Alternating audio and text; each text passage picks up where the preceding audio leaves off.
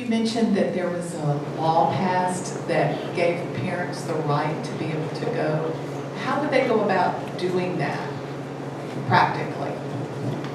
Practically, you would, and I'm sure school districts are going to hide behind the fact that it says that each school district is supposed to adopt a policy. So they'll go, well, we haven't adopted a policy yet, but actually the law is in effect. You can take that Act 684 to the local building administrator, and you have to be specific, again, as to what it is that you want to review.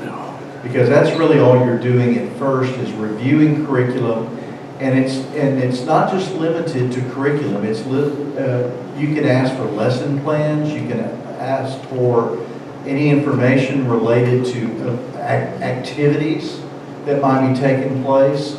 But again, you have to have some of the conditional terminologies, like anything tied to inclusion, equity, anti-racism, any activity. And then once you reviewed that, if you see something that you want to challenge, you challenge it to the building administrator.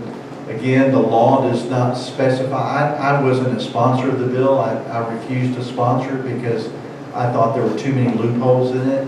It doesn't say how long the principal has to make a decision.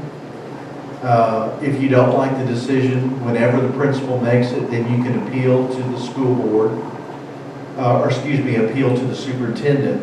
It doesn't say how long the superintendent has. And then the final piece would be appealing to the school board. And this includes electronic computer programs as well, or just text? Yes, yeah, it's not just paper. I mean, if it's only electronic, they have to print it out for you. Yeah.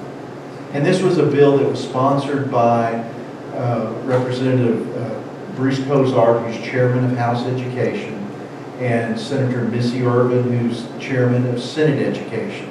So this came from the Department of Ed. They asked me if I wanted to be sponsored, and I said, I don't see, for one thing, it should have included an opt-out where parents could opt out of the instruction. Once they identified it, once they saw that there is this issue, while the appeals process is going on as far as challenging, the parents should be allowed to keep their student out of that particular instruction.